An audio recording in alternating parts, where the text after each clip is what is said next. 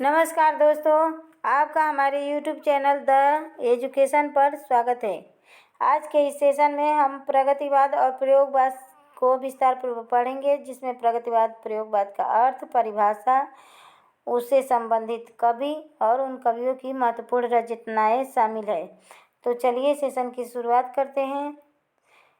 अगर चैनल पर पहली बार विजिट किए हैं तो चैनल को लाइक कर दीजिएगा, अपने दोस्तों में शेयर कर लीजिएगा और चैनल को सब्सक्राइब कर दीजिएगा। जिस बेल आइकन को भी प्रेस कर दीजिएगा, जिससे रोज़ की क्लास का नोटिफिकेशन आप तक पहुंच सके। तो प्रगतिवाद से शुरुआत करते हैं। प्रगतिवाद क्या है? तो हिंदी साहित्य में 1936 ईस्वी से 1943 ईस्वी के बीच के काल को किस नाम से जाना जाता है? तो प्रगतिवाद नाम से जाना जाता है। 1936 और 1943 के बीच के काल को किस नाम से जाना जाता है? तो प्रगतिवाद के नाम से जाना जाता है। हिंदी साहित्य में प्रगतिवाद का आरंभ कब हुआ? तो हिंदी साहित्य में प्रगतिवाद काव्य का आरंभ प्रगतिशील लेखक संघ द्वारा 1936 ईस्वी में लखनऊ में आयोजित उस अधिवेशन से होता है, जिसकी अध्यक्षता किसने किया? मुंशी प्रेमचंद्र जी ने। तो ऐसे भी क्वेश्चन आ सकता है कि प्रगतिशील लेखक भारत में हुआ प्रगतिशील लेखक संघ का स्थापना कहाँ पर हुआ और इसकी अध्यक्षता किसने की? तो भारत में प्रथम बार प्रगतिशील लेखक संघ की स्थापना लखनऊ में हुआ। और यह कब हुआ? तो 1936 ईस्वी में हुआ। और इसकी अध्यक्षता किसने की? तो मुंशी प्रेमचंद्र ने की। जबकि प्रगतिशील हिंदी साहित्य के प्रगतिशील लेखक संघ की स्थापना प्रथम बार लंदन में हुआ, जिसका अध्यक्षता मुल्कराज आनंद और सज्जाद जहीर ने की थी, और वह उसका आयोजन 1935 ईस्वी में हुआ। जबकि भारत में पहली बार प्रगतिशील लेखक संघ का अधिवेशन 1936 में हुआ और लखनऊ में हुआ। उसकी अध्यक्षता मुंशी प्रेमचंद्र जी ने किया। नेक्स्ट देखते हैं। उस अध्यक्षता में मुंशी प्रेमचंद्र जी ने क्या कहा? तो उन्होंने कहा कि साहित्य का उद्देश्य दबे कुचले हुए वर्ग की मुक्ति होना चाहिए। कि जब हम कोई साहित्य लिख रहे हैं तो उसमें बस राजे रजवाड़ों का वर्णन नहीं होना चाहिए, उसमें गरीब और असहाय लोगों के, जो दबे कुचले हुए वर्ग हैं, उनकी मुक्ति का मार्ग दिखाने वाला साहित्य होना चाहिए। तो दबे कुचले हुए वर्गों की मुक्ति होना चाहिए, ऐसा साहित्य होना चाहिए। और यह कथन किसका है? तो मुंशी प्रेमचंद्र जी का है। प्रगतिवाद वास्तव में छायावाद की प्रक्रिया है। प्रगतिवाद का जन्म कब हुआ? तो यह छायावाद के अंत के बाद प्रगतिवाद का जन्म हुआ। यह छायावाद की एक प्रतिक्रिया है। छायावाद जहाँ कल्पना पर बल देता था, वहीं पर प्रगतिवाद यथार्थ का चित्रण करता है। जो समाज में घटित होता है उसका अपने नंगे आँखों से देखकर चित्रण करता है प्रगतिवाद। संक्षेप में कहा जा सकता है कि राजनीति के क्षेत्र में जो साम्यवाद है, जो राजनीति के क्षेत्र में साम्यवाद है, सामाजिक क्षेत्र में वही समाजवाद है, और दर्शन के क्षेत्र में द्वंद्वात्मक भौतिकवाद है, और साहित्य के क्षेत्र में उसी को क्या कहा जाता है? तो प्रगतिवाद कहा जाता है। नेक्स्ट देखते हैं। अब प्रगतिवाद साहित्य की मुख्य प्रवृत्तियाँ और उसकी विशेषताएं देखते हैं कि प्रगतिवाद की मुख्य प्रवृत्तियाँ और विशेषताएं क्या है। तो प्रगतिवाद की प्रमुख प्रवृत्ति क्या है? शोषकों के प्रति घृणा। जो समाज के शोषक वर्ग होते हैं, धनी वर्ग, उनके प्रति घृणा है, और जो शोषित वर्ग हैं, दबे कुचले लोग, उनके प्रति करुणा का गान हुआ प्रगतिवाद में। और लेखकों प्रति क्रांति की भावनात्मक क्रांति से भड़काऊ चित्रण हुआ, रचनाएं हुई प्रगतिवाद काल में, कि लोगों को जगाया गया कि अपने हक के लिए आवाज़ उठाओ। तो क्रांति की भावना तीसरी विशेषता है। चौथी विशेषता है सामाजिक जीवन का चित्रण। जिस समय उस समय का जैसा समाज था, उसी समाज का चित्रण हुआ। तीसरा है रूढ़ियों का विरोध। जो पारंपरिक रूढ़ियाँ थी, परंपरागत से परंपरा से चली आ रही थी उसका विरोध हुआ प्रगतिवाद में। नारी चित्रण भी हुआ, मानवतावाद का चित्रण भी हुआ, विश्व समस्याओं का चित्रण भी हुआ प्रगतिवाद में। और यह थी प्रगतिवाद की मुख्य विशेषताएं। अब प्रगतिवाद के कवि और उनकी रचनाएं देख लेते हैं। तो पहले प्रगतिवादी कवि कौन है? तो रामधारी सिंह दिनकर। पहले प्रगतिवादी कवि रामधारी सिंह दिनकर के बारे में पढ़ते हैं। उनका जन्म काल क्या है? तो 1908 ईस्वी में इनका जन्म हुआ और 1974 ईस्वी में इनकी मृत्यु हुई। रामधारी सिंह दिनकर के काव्य में राष्ट्रीय सांस्कृतिक चेतना तथा प्रगतिवादी चेतना दोनों देखने को मिलती है, दोनों विद्यमान है। रामधारी सिंह के काव्य रचनाओं में राष्ट्रीय सांस्कृतिक चेतना तथा प्रगतिवादी चेतना दोनों देखने को मिलती है। रामधारी सिंह दिनकर को क्या कहा जाता है? तो समय का सूर्य कहा जाता है और ऐधर्य का कवि कहा जाता है। आग एवं राग का कवि भी रामधारी सिंह दिनकर को कहा जाता है। दिनकर जी ने मैथिली शरण गुप्त के सामने स्वयं को एक महज डिप्टी राष्ट्रकवि माना है। क्यों माना? क्योंकि भारत भारती जब मैथिली शरण गुप्त लिखे थे तो उससे प्रभावित होकर महात्मा गांधी जी ने इन्हें राष्ट्रकवि की उपाधि दिए थे मैथिली शरण गुप्त जी को। तो इसीलिए रामधारी सिंह दिनकर भी एक राष्ट्रकवि थे और उन्होंने अपने को मैथिली शरण गुप्त के सामने एक महज डिप्टी कवि माना था कि उनसे मैं छोटा कवि हूँ, डिप्टी राष्ट्र कवि माना था। और दिनकर को उर्वशी महाकाव्य पर 1972 ईस्वी में भारतीय ज्ञानपीठ पुरस्कार मिला। 1972 ईस्वी में दिनकर जी को किस पे ज्ञानपीठ पुरस्कार मिला? तो उर्वशी महाकाव्य पर। उर्वशी क्या है? एक महाकाव्य है जिस पर उन्हें भारतीय ज्ञानपीठ पुरस्कार मिला 1972 ईस्वी में। यह एक गीत काव्य माना जाता है। उर्वशी एक जयशंकर प्रसाद की भी रचना है। वह चंपू काव्य है जिसमें गद्य पद्य मिश्रित रचनाएं रची गई है। नेक्स्ट देखते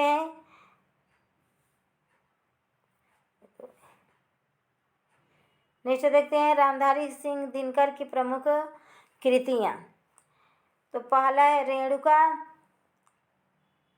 1935 ईस्वी में उन्होंने लिखा। दूसरा हुंकार है, 1929 ईस्वी में उसका रचना काल है। तीसरा रसवंती है, 1940 ईस्वी में रचना काल है। द्वंद गीत है, 1940 ईस्वी में।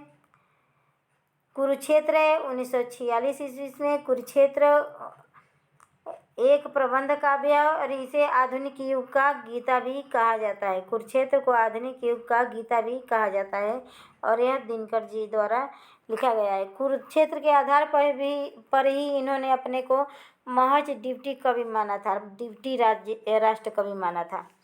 सामधेनी है इनकी रचना, 1943 ईस्वी में इसका रचना काल है।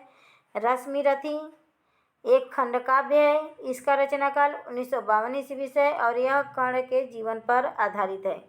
पूछता है कि रश्मिरथी किसके जीवन पर आधारित है? तो कर्ण के जीवन पर आधारित है। नील कुसुम भी इनका रचना है, 1954 ईस्वी में इसका रचना काल है। यह दिनकर जी की रचना है। दिल्ली भी दिनकर जी ने लिखा 1954 ईस्वी में। उर्वशी भी दिनकर जी ने लिखा 1961 ईस्वी में और इस पर ज्ञानपीठ पुरस्कार मिला और इसे एक गीति नाट्य कहा जाता है। परशुराम की प्रतीक्षा भी दिनकर जी की काव्य रचना है जिसका रचना काल 1963 ईस्वी से है। आत्मा की आंखें भी दिनकर जी की रचना है, 1964 ईस्वी। हारे को हरिनाम भी दिनकर जी की रचना है। धूप और धुआं भी दिनकर जी की रचना है, 1951 ईस्वी इसका रचना काल। नीम के पत्ते भी दिनकर जी की रचना है और इतिहास के आंसू भी दिनकर जी की रचना है, इसका रचना काल 1951 ईस्वी से। दूसरे प्रगतिवादी कवि हैं बालकृष्ण शर्मा नवीन। इनका समय देखते हैं। 1897 में इनका जन्म हुआ और 1960 में इनकी मृत्यु हो गई। इनका काव्य है कुमकुम है, अपलक है, रश्मिरेखा है और क्वासी है। यह चार प्रमुख काव्य बालकृष्ण शर्मा नवीन जी की है। कुमकुम, अपलक, रश्मि रेखा और क्वासी। नेक्स्ट कवि है जगन्नाथ प्रसाद मिलिंद। नेक्स्ट प्रगतिवादी कवि हैं जगन्नाथ प्रसाद मिलिंद। इनका रचना क्या है, काल क्या, इनका जन्म क्या कब है, तो 1907 ईस्वी में इनका जन्म हुआ। 1986 ईस्वी में उनकी मृत्यु हो गई। इनकी प्रमुख रचनाएं देख लेते हैं। बलिपथ के गीत, बलिपथ के गीत इनकी रचना है। भूमि की अनुभूति इनकी रचना है। और पंखुड़िया भी है। पंखुड़िया एक नागार्जुन जी की भी रचना है। ध्यान रखिएगा, कभी मिलती जुलती रचनाएं पूछ लेता है।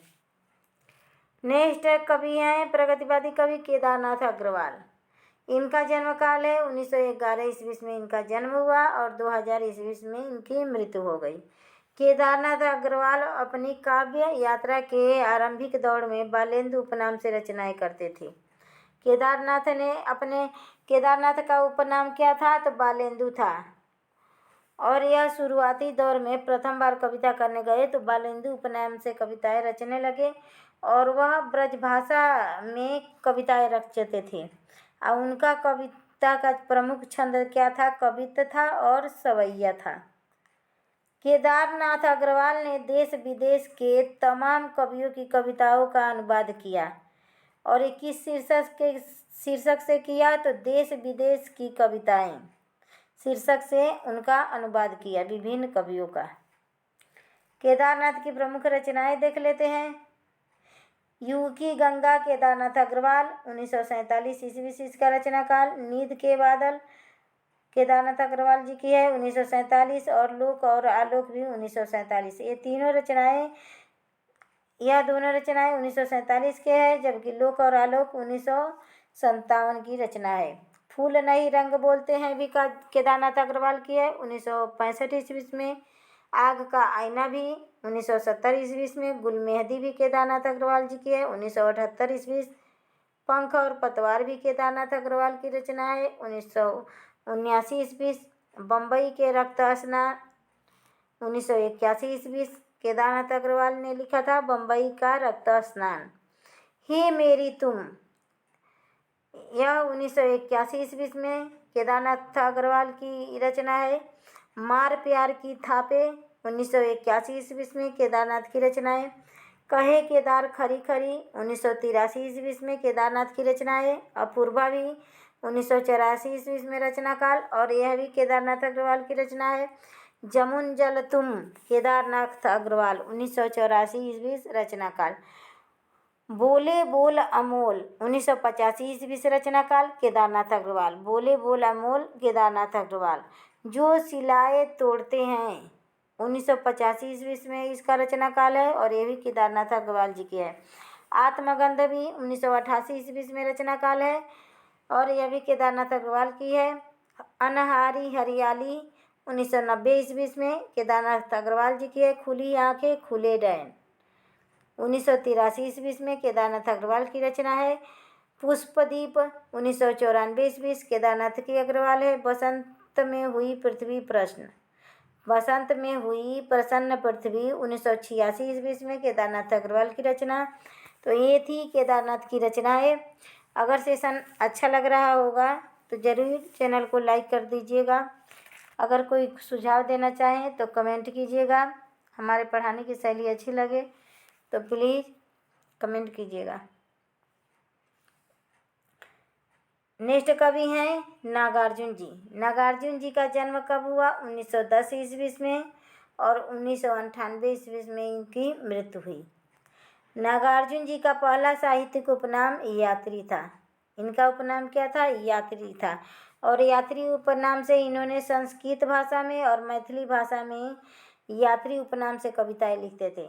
यात्री उपनाम से कविताएं किस भाषा में लिखते थे, तो संस्कृत और मैथिली भाषा में। नागार्जुन की खड़ी बोली में सर्वप्रथम प्रकाशित रचना राम के प्रति है, जो सन 1935 में लाहौर से निकलने वाली पत्रिका मिसो बंधु में छपी थी। 1935 ईस्वी में राम के प्रति इनकी क्या है, सर्वप्रथम प्रकाशित रचना है। और किस बोली में है, तो खड़ी बोली में यह लिखा गया है। 1935 ईस्वी में विश्व बंधु नामक पत्रिका में यह छपी थी। नागार्जुन की कृतियाँ थोड़ा पढ़ लेते हैं। नागार्जुन ने भस्मांकुर लिखा, जो एक खंड काव्य है और बरवे छंद में है।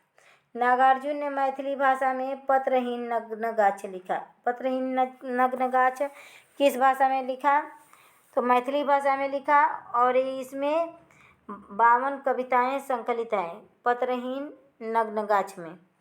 इस कृति पर उन्हें सन 1968 ईस्वी में साहित्य अकादमी पुरस्कार मिला।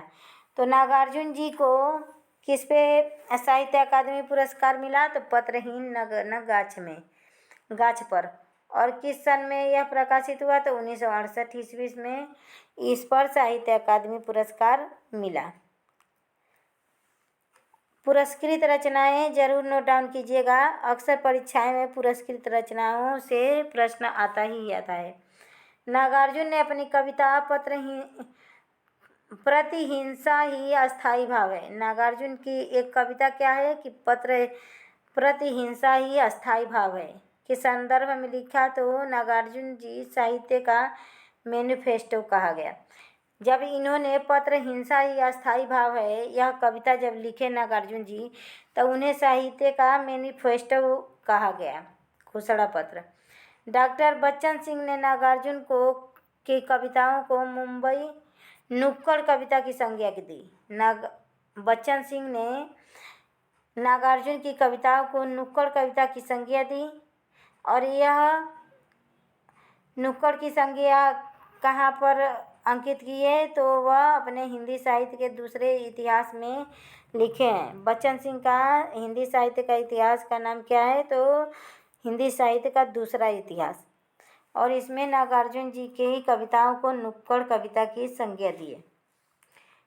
इनकी रचनाएं देख लेते हैं नागार्जुन जी की। युग की धारा, और यह सीरियल नंबर से है, कभी मिलाने के लिए भी दे देता है। युग धारा इनकी रचना है। किस सन में हुआ? तो 1953 ईस्वी में हुआ। सतरंगे पंखों वाली रचना काल 1959 में। प्यासी पथराई आंखें भी नागार्जुन जी की है 1962 ईस्वी में। भस्मांकुर भी नागार्जुन जी की रचना है 1971 ईस्वी में। तालाब की मछलियाँ भी नागार्जुन जी की कविता है 1975 ईस्वी में। खिचड़ी विप्लव देखा हमने नागार्जुन जी की रचना है 1980 ईस्वी में। तुमने कहा था 1980 ईस्वी में नागार्जुन जी की रचना है। एक है उसने कहा था, उसने कहा था, यह है गुलेरी जी की रचना। तो मिलती जुलती रचनाएं याद करिएगा। उसने कहा था एक कहानी है लाहना सिंह जिसमें है, सरदार सूबेदारनी भी है। तो यह उसने कहा था गुलेरी जी की रचना है। और तुमने कहा था नागार्जुन जी की रचना है। यह 1980 में प्रकाशित हुई। हजार हजार बाहों वाली भी रचना नागार्जुन की है 1981 ईस्वी रचना काल है। पुरानी जुतियों का कोरस 1983 रचना काल है। और यह भी नागार्जुन जी की रचना है। नेक्स्ट है, नागार्जुन जी को राजनीति कवि के रूप में भी जाना जाता है। नागार्जुन जी को किस रूप में जाना जाता है? तो एक राजनीतिक कवि के रूप में।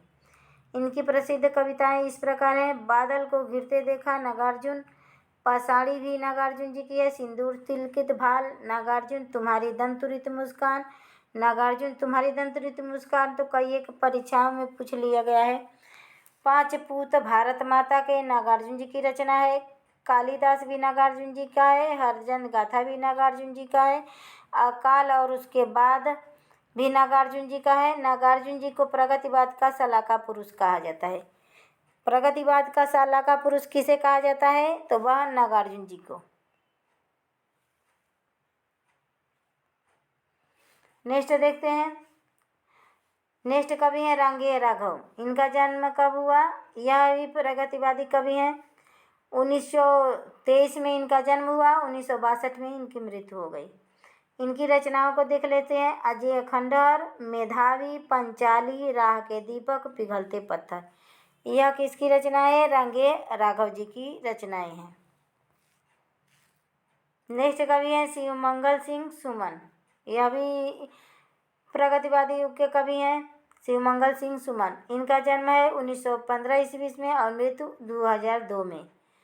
इनकी रचनाओं को देख लेते हैं। हिल्लोल है, जीवन के गान है, युग का मूल है, प्रलय का सृजन है, विश्वास बढ़ता ही गया, विंध्य हिमाचल, मिट्टी की बारात, शिवमंगल सिंह सुमन, बाड़ी की व्यथा, शिवमंगल सिंह सुमन, पर आंखें नहीं भरी, शिवमंगल सिंह सुमन, हम पक्षी उन्मुक्त गगन के, शिवमंगल सिंह सुमन।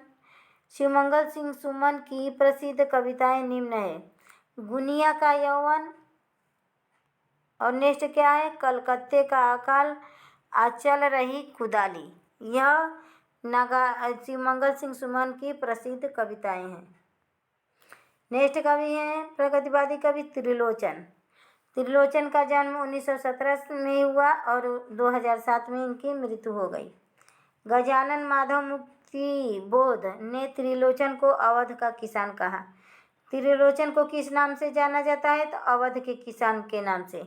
और अवध का किसान त्रिलोचन को किसने कहा, गजानन माधव मुक्ति बोध ने कहा। अमोला त्रिलोचन जी की अवधि का विकृति है। 1990 में प्रकाशित इस कृति पर 2700 बरवे संग्रहित हैं। इनमें क्या संग्रहित हैं, तो 2700 बरवे संग्रहित हैं। हिंदी में सानेट लिखने के लिए त्रिलोचन शास्त्री प्रसिद्ध हैं। हिंदी में सानेट लिखने के सानेट के प्रसिद्ध कवि कौन है, तो त्रिलोचन है। त्रिलोचन की रचनाएं देख लेते हैं, वो भी कालानुक्रम। तो धरती है, धरती त्रिलोचन। त्रिलोचन, तीन लोचन मतलब शंकर जी, तीन आंखों वाले कौन है, त्रिलोचन में क्या है, बहुब्रीहि समास है। तो त्रिलोचन धरती घूम रही है किसके कृपा से, तो भगवान शंकर के कृपा से। त्रिलोचन के कृपा से धरती घूम रही है। तो 1945 में इसका रचना काल है। गुलाब और बुलबुल दोनों शिव जी के पास आराम से रहेंगे। 1956 में रचना काल। दिगंत भी 1957 में रचना काल त्रिलोचन जी का है। ताप के ताए हुए दिन त्रिलोचन 1980 में इसका रचना काल। शब्द भी त्रिलोचन की रचना है। 1980 में रचना काल। मैं उस जनपद का कवि हूँ त्रिलोचन 1981 में इसका रचना काल। अर्घान है 1984 में। तुम्हें सौंपता हूँ 1985 में। फूल नाम है एक, फूल नाम है एक 1985 ईस्वी में।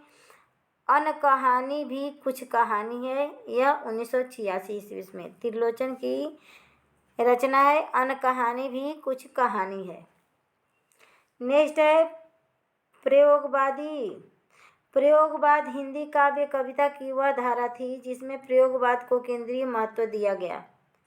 अब प्रयोगवाद के बारे में पढ़ते हैं कि प्रयोगवाद क्या था।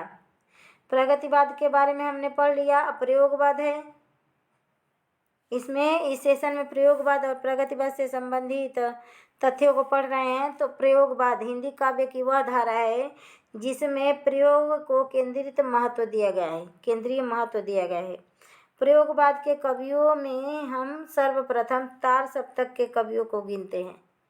प्रयोगवाद के कवियों में हम सर्वप्रथम किसको गिनते हैं, तार सप्तक को।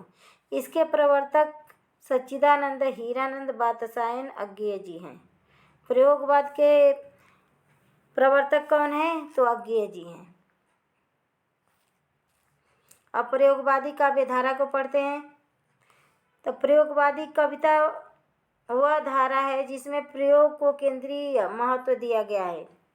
प्रयोगवाद के कवियों में हम सर्वप्रथम तार सप्तक के कवियों को गिनते हैं।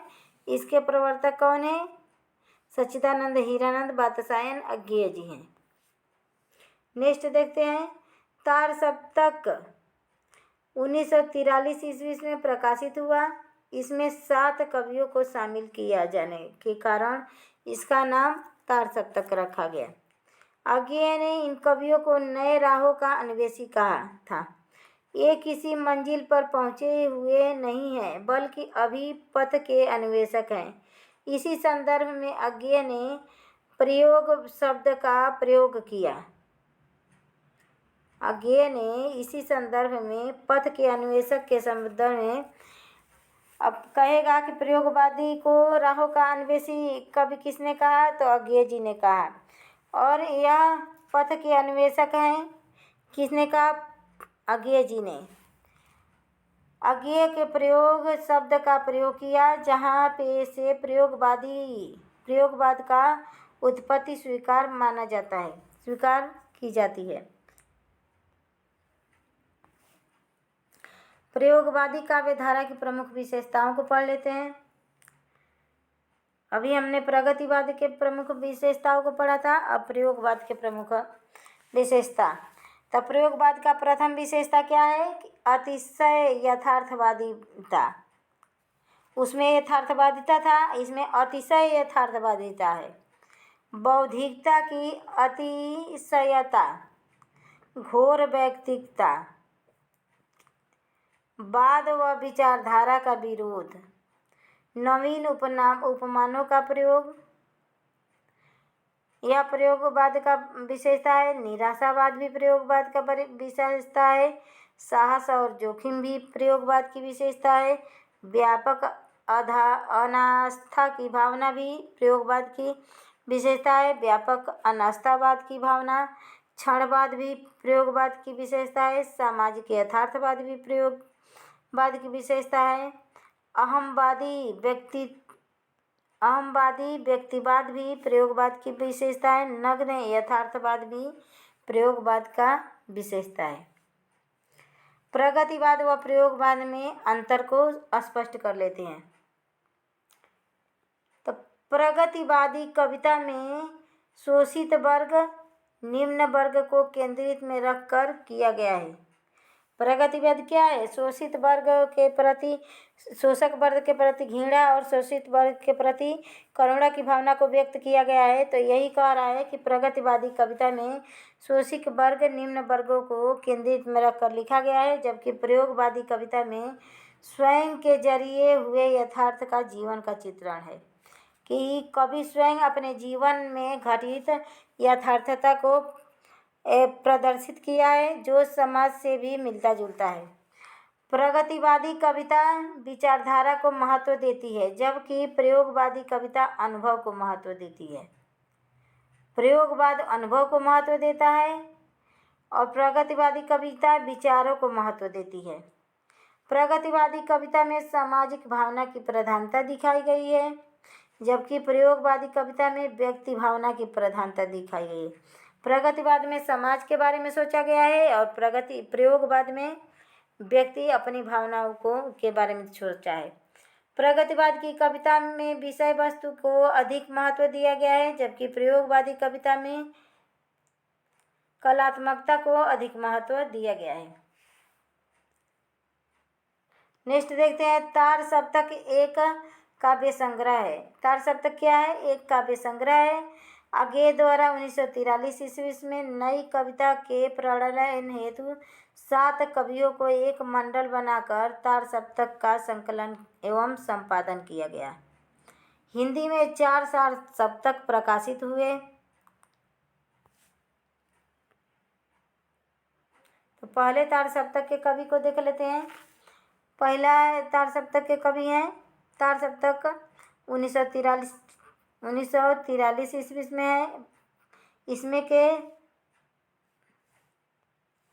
7 कवियों के बारे में देखते हैं।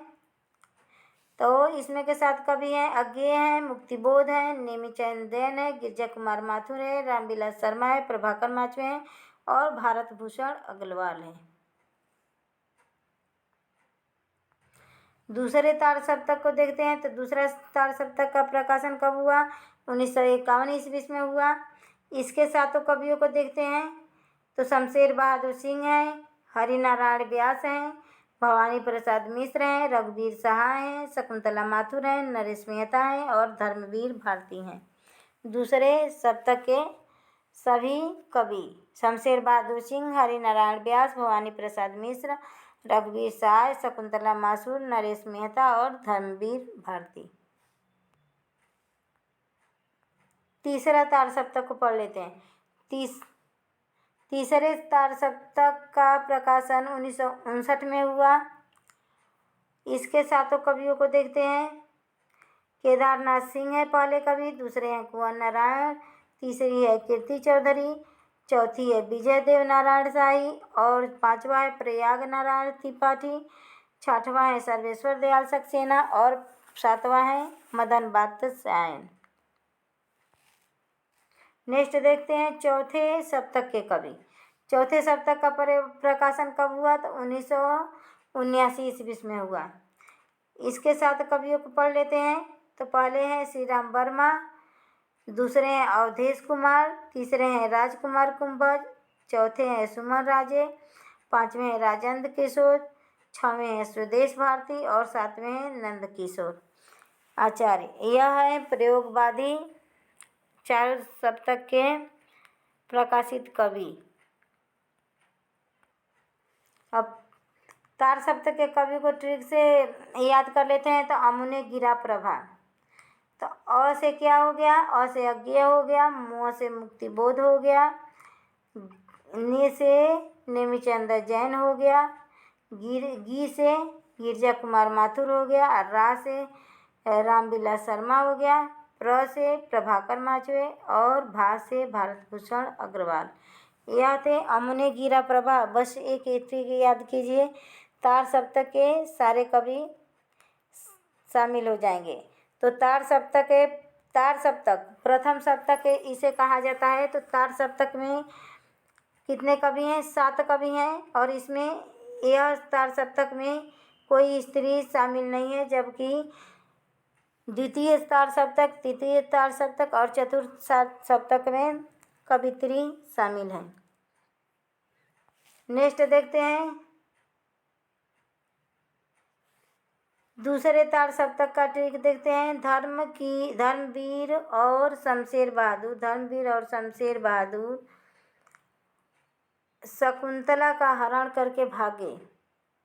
तो धर्मवीर भारती आ गया शमशेर, तो शमशेर बहादुर सिंह शकुंतला, तो शकुंतला माथुर। हरण से हरिनारायण व्यास करके मने हरण, ह से हरिनारायण व्यास, र से रघुवीर साय, न से नरेश मेहता, भा से भवानी प्रसाद मिश्र, भागे से भवानी प्रसाद मिश्र। ए से त्रिक।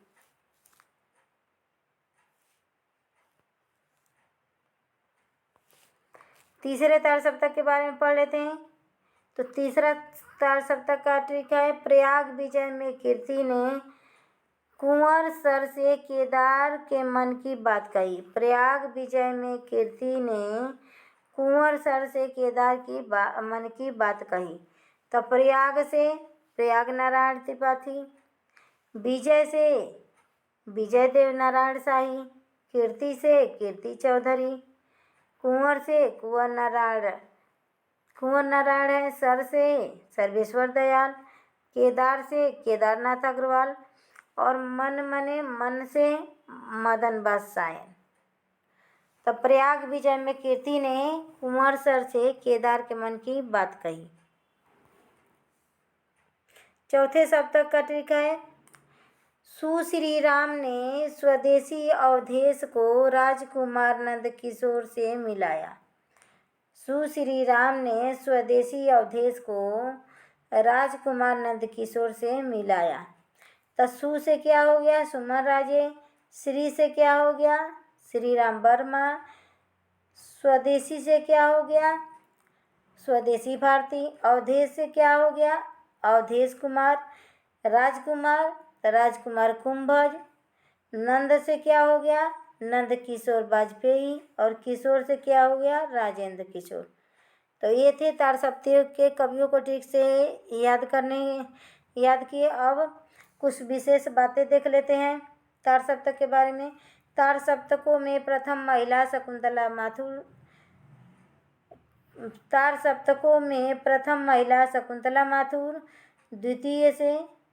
द्वितीय तार सप्तक में कुल 3 महिला शामिल हैं।